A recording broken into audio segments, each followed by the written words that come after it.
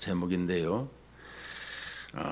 사람들마다 자기 인생에 어떤 이 힘들고 어려울 때가 있는 것을 우리는 알 수 있습니다. 그때마다 우리는 그것이 보이면 너무 좋은데 인생에 보이지 않을 때 우리는 답답함을 느낄 때가 많이 있습니다. 비행기를 타더라도 목적지를 가게 되면 어느 만큼 왔다고 내비게이션이 착실히 잘 가르쳐줘요. 우리 삶 속에서도 이렇게 삶을 하나님께서 가르쳐 주고 있는데 그것을 우리가 못 보고 있더라라는 것을 우리는 가지고 있어야 되는 것입니다. 그것이 무엇이겠습니까? 하나님의 말씀이 없을 때, 내가 주님을 멀리 떠나 있을 때 이렇게 어디를 가고 있는지 오리무중이 되고 있는 것을 볼 수가 있습니다. 오늘 성경에 보게 되면 예수님을 가장 많이 닮은 요셉이라고 하는 사람이 있습니다. 오늘 또 요셉 얘기가 나오지만 신은 이 야곱의 아들이기 때문에 요셉이 먼저 나오지만 야곱에 대한 얘기를 설명하고 있어요. 그래서 여기 37장 2절에 보게 되면 야곱의 족보는 이러하니라 하고 야곱의 족보를 얘기하고 있습니다. 그러니까 창세기 기자가 말하고자 하는 뜻이 무엇이겠습니까? 창세기는 누가 썼어요? 모세가 하나님의 말씀을 받고 시내산에서 이 말씀을 기록을 했어요. 자, 그런데 이 야곱에 대해서 그 모든 것을 기록하는데 그 아들 얘기가 나오고 있으나 실은 그 야곱의 아들들 12지파가 세워지는 것을 볼 수가 있죠. 12아들을 통해서. 그런데 그 요셉이 이 얘기지만 그 요셉이 어쨌다라는 것인가, 이런 것을 우리는 좀 찾아봐야 되는 것입니다. 야곱의 족보를 통해서 하나님이 하시고자 하는 말씀이 뭔가, 이런 내용인 것입니다. 자, 먼저 보십시다. 야곱의 족보는 이러하니라. 1절부터 보면 야곱이 가나안 땅 곧 그의 아버지가 거류하던 땅에 거주하였으니, 자, 거류와 거주는 차이가 있습니다. 거류는 이방인으로서 잠시 거주하는 거지만 거류하던 땅에 거주하였으니, 이제 거주라는 말은 원주민이 되었다라는 말인 것입니다. 아버지, 이제 할아버지가 거류하고 아버지가 거류하던 땅에 이제 야곱이 거주를 하게 되었더라. 원주민이 되었다라는 것입니다. 어디에? 가나안 땅에. 이 가나안 땅은 예수 그리스도께서 오셔야 될 땅이라는 것을 여러분들이 항상 유념해 둬야 되는 것입니다. 그런데 야곱의 족보는 이러하니라. 자, 이제 거주하던 원주민이 되었습니다. 누가? 야곱이. 그런데 요셉이 17세의 소년으로 그의 형들과 함께 양을 칠 때에 그의 아버지의 아내들 비라와 실바와 아들들과 더불어 함께 있었더니 그가 그들의 잘못을 아버지에게 말하더라라는 것입니다. 자, 요셉이 17세 소년입니다. 우리가 히브리 말을 하다가 보면 알렙, 베트, 기멜, 달렛 해가지고 17번째는 페, 이런 말입니다. 사람 머리에다가 앞에서 이렇게 입 쪽에 이렇게 혀처럼 만들어져 있어요. 글씨가. 그런데 이 17번째 17세의 소년으로 그의 형들과 함께 양을 칠 때에 그의 아버지의 아내들 이 비라와 실바, 그러니까 요셉 때의 요셉이 10번째잖아요. 그런데 그 언니, 라헬의 언니 이제 레아가 낳은 아들들은 나이가 많이 먹었죠. 텀이 이제 있어요. 그러니까 그 아들을 낳는 것을 보고 질투해서 이 몸종에게 이제 낳게 됐죠. 그래서 그 아내들 비라와 실바, 그러니까 이제 연령대가 이제 비슷하겠습니다. 그들과 더불어 함께 있었더니 그가 그들의 잘못을 아버지에게 말하더라. 잘못을 아버지에게 말하더라, 고하더라 그러는데 실은 어떤 학자나 목사님은 여기서 자기가 이렇게 그 잘못을 말하더라 이렇게 설명을 해주고 있습니다. 왜 그럴까? 그것은 3절에 나옵니다. 요셉은 노년에 얻은 아들이므로 이스라엘 여러 아들들보다 그를 더 사랑함으로 그를 위하여 채색옷을 지었더니 그랬습니다. 요셉은 노년에 얻은 아들이라 어떻게 했다고요? 채색옷을 주었더라, 입혔더라라는 것입니다. 여러분, 이 채색옷이라고 하게 되면 이렇게 알록달록한 것으로 생각하는데 이것은 헬라어에서 영어로, 영어에서 한국말로 번역하면서 잘못된 오류라라고 하고 있습니다. 왜 그러냐고 하게 되면 이 그 채색 옷이라는 것은 케토네트 파심이라는 이 원어인데요. 이 케토네트 파심이라고 하는 것은 바로 이 이스라엘 사람들, 유대인들이 입는 옷을 얘기하고 있습니다. 예수님이 입었던 옷도 그렇지만은 이렇게 속옷이 있고 겉옷이 있고 그 다음에 이 모자가 있고 벨트가 있고 신이 있습니다. 이 5가지를 이제 옷을 입히는 것인데요. 여기서 채색옷이라는 것은 맨 속에 입는 옷입니다. 속옷을 입고 일을 하는 것이죠. 그런데 여기에서 지금 요셉에게 채색옷을 입혔다라는 것은 그 당시 이 짧은 것이 있지만 긴 것입니다. 이게 긴 속옷을 입는데, 그리고 짧은 겉옷을 입는 것은 그 겉옷은 이불처럼 같이 입는 그것을 설명하고 있죠. 아간이 이렇게 외투를 입었다라는 것은 유대인 사회에서는 그 외투가 겉옷이 이제 이렇게 이불도 되고 또 이렇게 옷을 입고 다니는 그런 것을 설명해 주고 있는 거예요. 자, 그런데 여기서 그 채색 옷을 입혔다라는 것은 그 장자라는 신분을 설명해 주고 있는 것입니다. 그러니까 요셉은 장자의 신분이면서 노동을 하지 아니하고 그 사람들에게 말하는 장자의 역할을, 또 이 집의 후계자라는 것을 설명해 주는 거예요.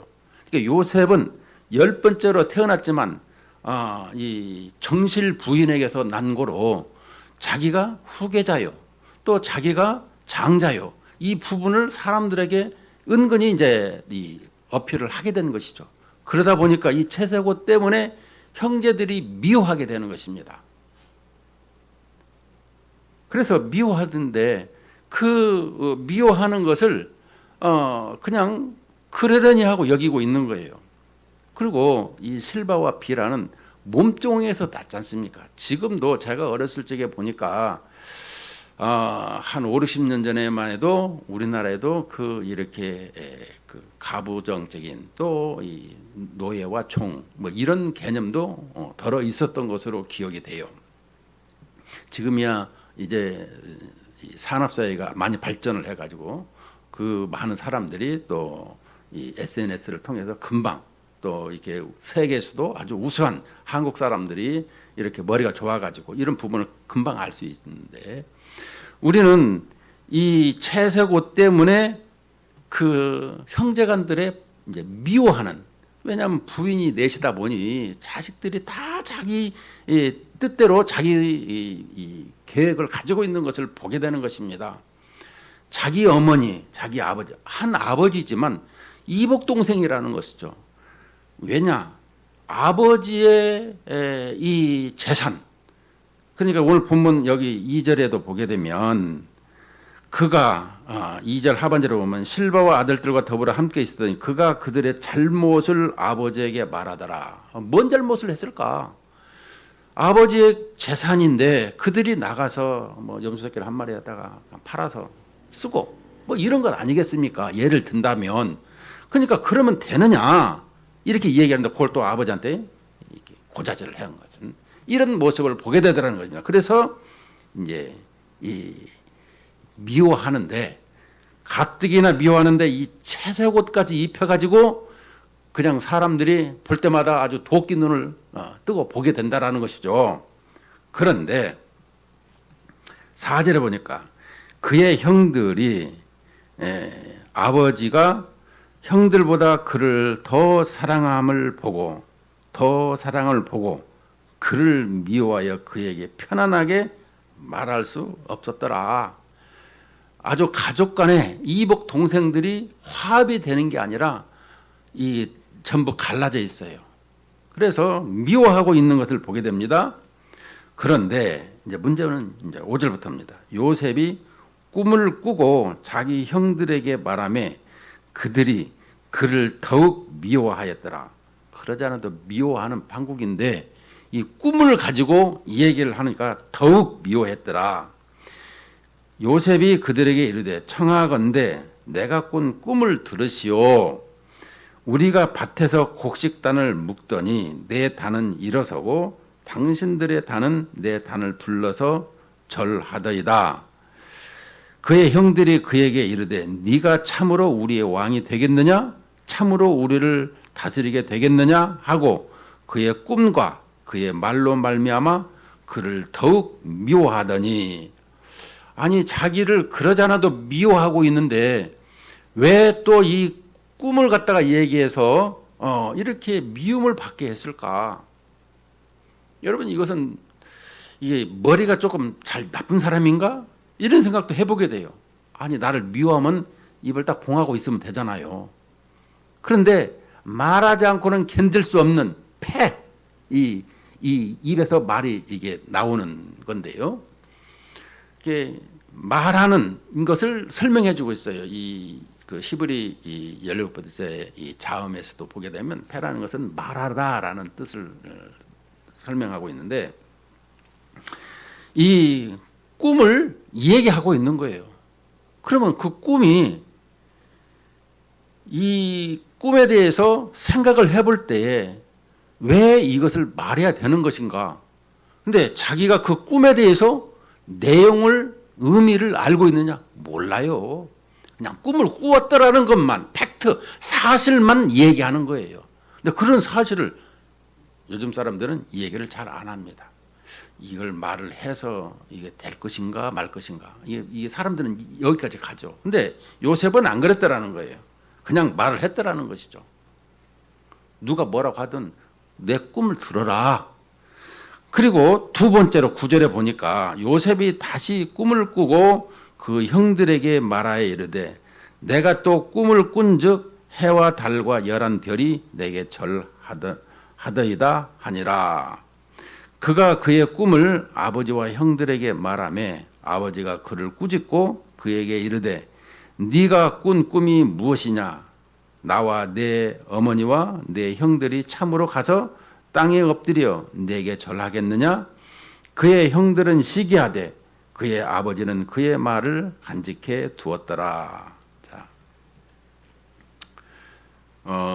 이 첫 번째 꿈에 대해서 11별이 절하더이다라는 것은 이 해석을 하게 되면은 그 흉년이 들어서 이제 애굽으로 내려가는데 그 형들이 와서 전부 다 절을 하고 또 양식을 구하는 것으로 이렇게 설명을 해 주고 있습니다. 그렇더라면 이 9절에서 다시 꿈을 꾼 것은 이 해와 달과 열한 별이 내게 절하되이다. 이거는 이스라엘 민족에 대한 것을 설명해 주고 있는 것입니다. 그러니까 이스라엘 민족 12지파를 통해서 다시금 그들이 하나님 나라의 역동적인 일꾼이 되어는 족장들이 되었다라는 것을 지파의 족장들이 되었다라는 것을 설명해 주고 있습니다.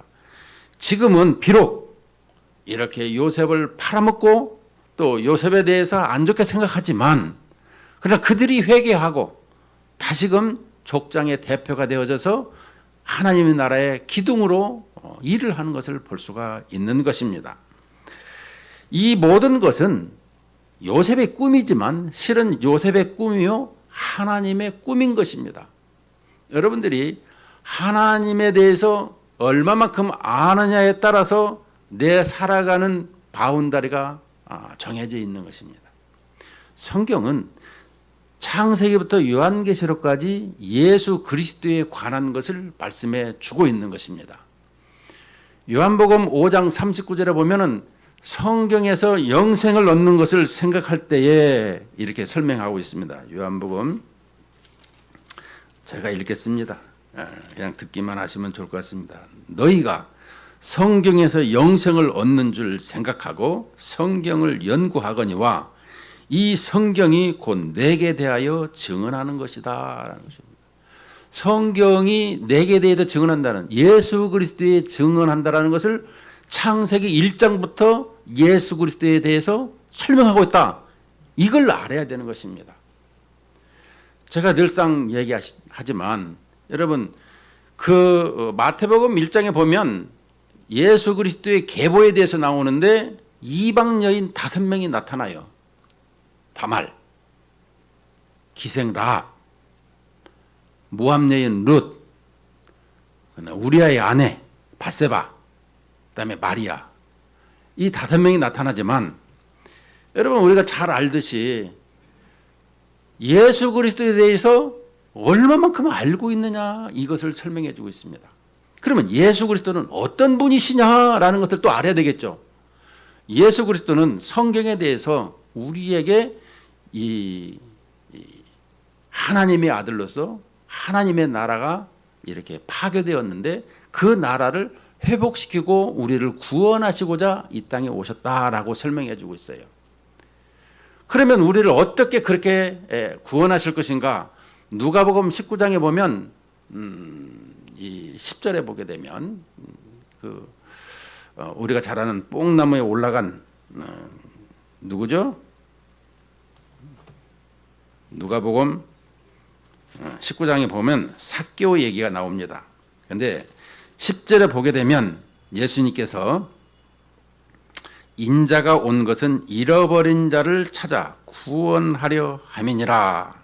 인자가, 예수 그리스도께서 온 것은 잃어버린 자, 하나님의 백성이었는데 사탄으로 말미암아 그 꼬임에 넘어가서 선악과를 범함으로 말미암아 반역자가 된 인생들은 하나님께서 다 잃어버렸어요. 그들이 저 사탄 쪽으로 넘어가 버렸다라는 거예요. 그러니까 잃어버린 자를 찾아 구원하려 이 땅에 오셨다. 누가? 예수님께서. 그런데 구원하는데 어떻게 구원을 이루시는가? 이것은 마가복음 10장 45절에서 그 설명을 잘 하고 있습니다. 뭐냐고 하면 마가복음 10장 45절에서 보면 인자가 온 것은 섬김을 받으려 함이 아니라 도리어 섬기려 하고 자기 목숨을 많은 사람의 대속물로 주려 함이라. 다시 말씀드리면 예수님께서 만왕의 왕으로 이 땅에 오셔서 자기 목숨을 대속 제물로 드리고 우리를 구원하시는, 그래서 십자가와 부활로 말미암아 우리가 구원을 받는, 이것을 설명해 주고 있어요. 그것을 이 창세기 기자에서 다말, 또 그 라합, 여러분 이 창세기 기자에서 얘기하는 것을 우리가 잘 생각해 볼 것은 뭐냐 그러면, 모세가 가나안 땅에 정탐꾼을 보내는데 12지파의 각 지파에 한 사람씩에서 가나안 땅에 내보냅니다. 근데 가나안 땅에 내보내는데 거기에 10명은 그 보고 와서 사실대로 이 얘기를 했어요. 그런데 2사람은 사실 플러스 언약을 기억하고 그까이 거 아무것도 아니다. 키가 뭐 190, 200, 2m가 되더라도 그건 별거 아니다. 하나님께서, 창조주 하나님께서 들어가라고 하시면 들어가면 되는 것이다. 그래서 여호수아 갈렙을 하나님께서 들여보내는 것을 설명해 주고 있는 것입니다. 나머지 10지파하고 나머지 1세대들은 다 광야에서 죽게 되는 것을 보게 되는 것입니다. 왜? 여러분, 하나님이 어떠한 분인지를 알아야 되는 거예요. 제가 늘상 얘기하지만 하나님께서는 이 세상을 창조하시려고 계획을 하셨고, 이 삼위일체 하나님께서 협약이라 그러죠. 그래서 계획을 하시고 예수 그리스도로 말미암아 중보자로 말미암아 이 세상을 만들고, 물론 삼위 하나님이 다 하시는 것이지만 중보자를 통해서 이 세상을 만드시고 또 사람을 만드셔서 하나님의 나라의 백성이 되고 하나님의 나라를 세워서 하나님께서 영광을 받으시고 있다는 것을 설명해 주고 있는 거예요. 그러면 하나님께서 우리를 만들고자 하는 뜻이 무엇인지를 늘 기억해야 되는 거예요. 그 하나님에 대해서 누가 뭐라 그래도 기억을 하고 있어야 돼요. 그런데 본토백인 유대인들은 모르고 이방에 있는 이방인들은 알더라라는 거예요. 그것이 이제 여호수아를 통해서 이 여리고성을 정복을 하는데 거기다 또 정탐꾼을 보내는 거예요. 근데 정탐꾼을 보내는데 가자마자 들켰어요. 왜 들켰을까?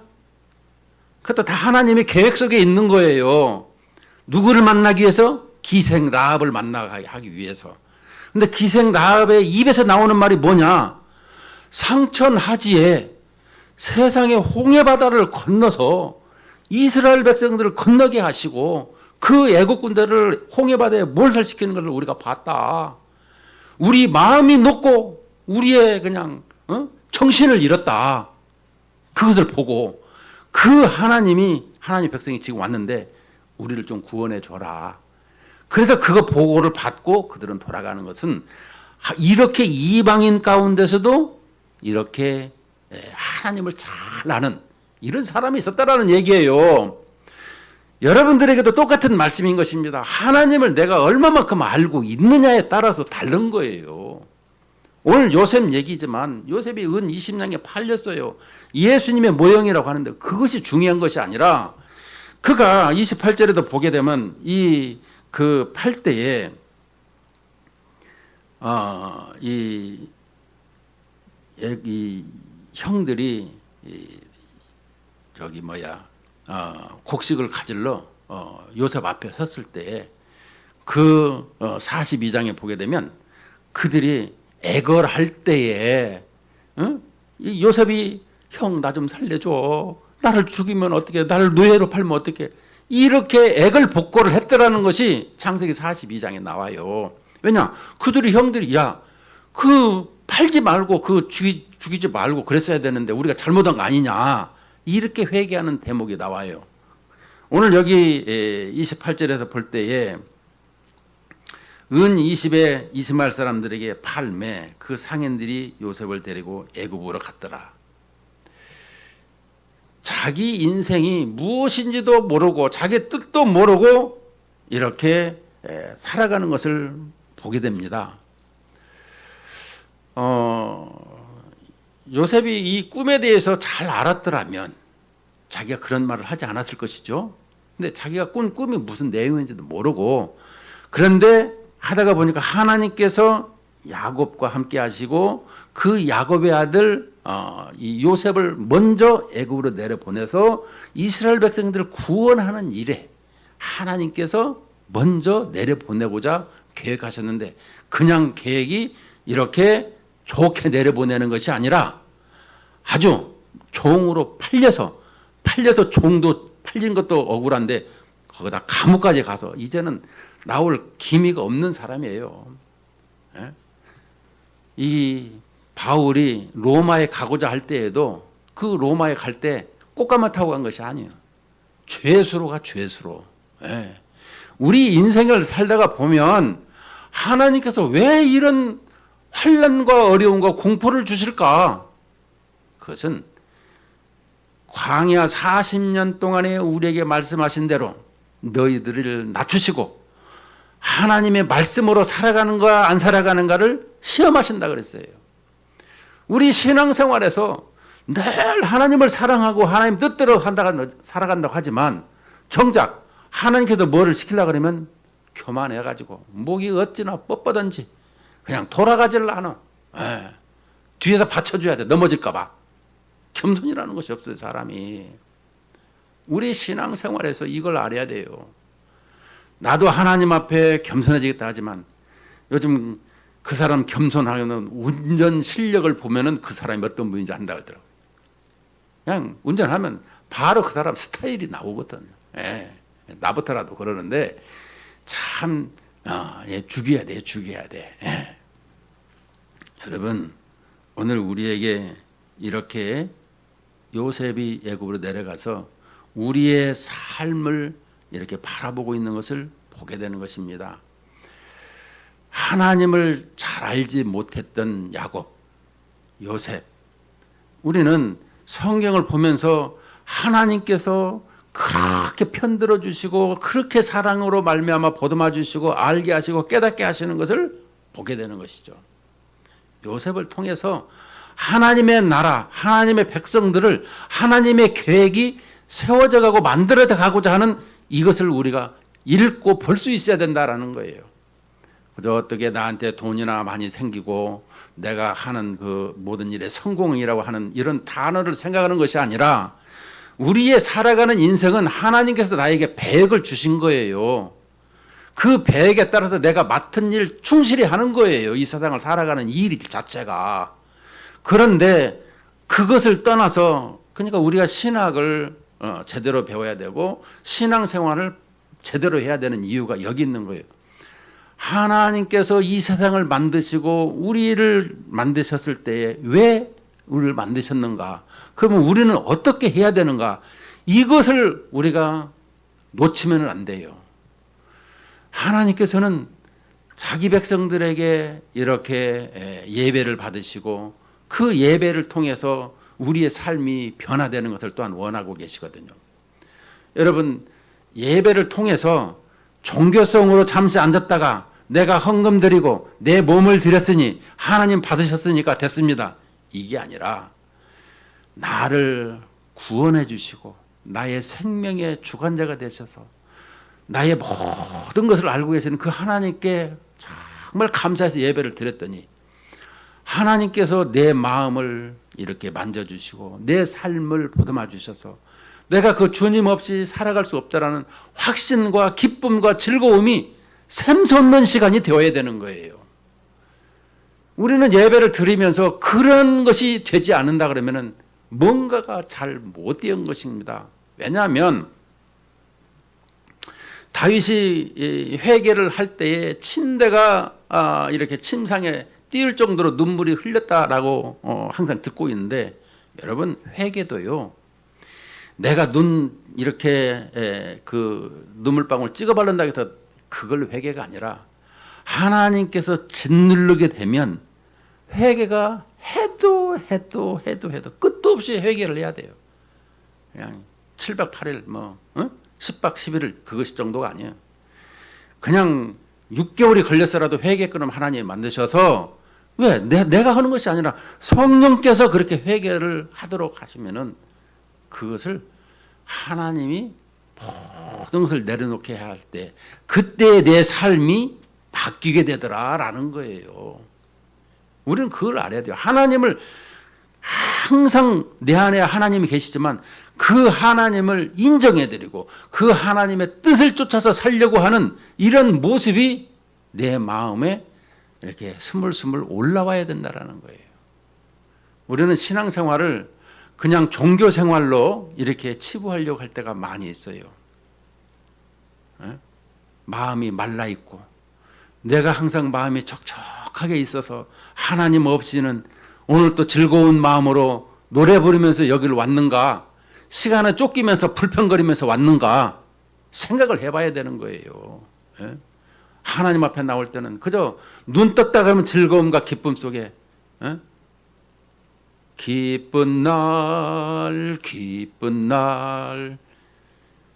얼마나 즐거운 날입니까? 나의 죄 사하신 날, 내 주님을 영광 돌리는 날, 이런 모습을 우리 신앙생활이 날마다 가져야 된다는 것입니다.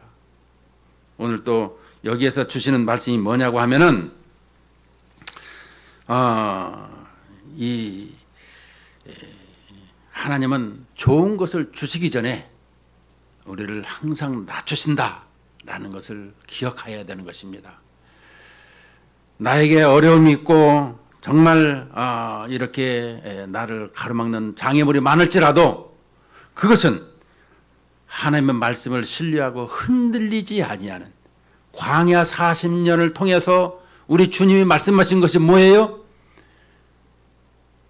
떡으로만 사는 것이 아니라 하나님의 말씀으로 산다라는 것을 가르치기 위한 것이라는 걸 설명해 주고 있어요. 오늘 또 예배를 드리면서 내가 하나님의 말씀으로 힘을 얻고 살아가는 사람이다 라는 것이 저절로 고백이 되어져야 된다라는 거예요.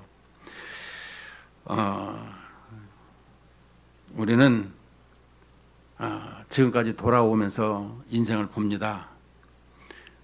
나의 힘들었던 그 과거에 지금도 현재도 터널 속에 갇혀가지고 캄캄한 데 있는 것을 보면서 언제 이 터널을 지나야 될고 할 때가 있습니다. 그런데 하나님을 의지하는 자, 하나님은요 항상 시온산에서 잠잠하게 우리를 늘 보고 계세요.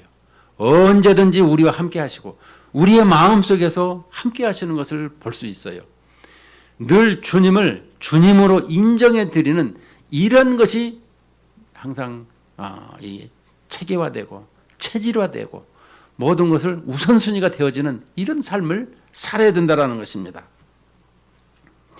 우리는 하나님의 말씀을 이렇게 내 삶 속에서 그 적용되어지는 것보다 말씀 읽고 끝, 그 말씀은 이렇게 교훈이다 끝, 이렇게 생각할 때가 많이 있습니다.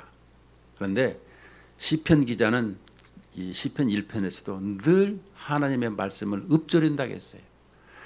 늘 그 말씀이 하나님과 동행하는 이런 모습을 나타낼 때에 하나님은 영광을 받으실 뿐만 아니라 우리의 삶을 책임져 주는 것을 항상 눈금을 보듯이 우리의 신앙이 이렇게 올라가게 되더라라는 것을 볼 수가 있는 것입니다. 우리가 요셉을 통해서 느끼는 것은 뭐냐 그러면 인생을 이렇게 팔리는 종이지만 하나님이 함께 하심으로 그의 인생은 형통했더라는 걸 볼 수 있습니다. 지금 여러 가지로 힘든 것이 있어요. 팔리고 이렇게 감옥에 가고 또 이렇게 행할 수 없는 정말 죽지 못해 마지 못해 살아가는 이런 모습이 있을지라도 하나님께서 나를 또 세우시려고 하면 일약 감옥에서 총리로 올라가는 것처럼 우리의 인생은 하나님께서 언제든지 새롭게 하실 수 있다는 거죠.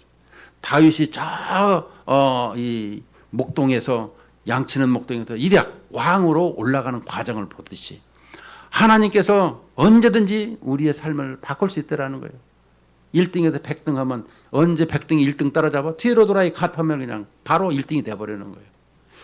우리 하나님은 전지전능하신 하나님이라는 걸 기억하면서 요행을 바라는 것은 아니지만 하나님의 그 전지전능하심을 믿고 의지할 때에 내 삶이 기쁨이 있고 즐거움이 있고 행복이 있고 하나님을 하나님으로 인정해드리는 이런 삶이 된다라는 것입니다. 나에게 있어 오늘 이렇게 하나님의 그 신앙 하나님의 말씀 속에서 내가 힘들지만 하나님께서 나를 언제든지 새롭게 하신다라는 그런 말씀의 사람으로 살아가기를 주님의 이름으로 축원하며 축복합니다.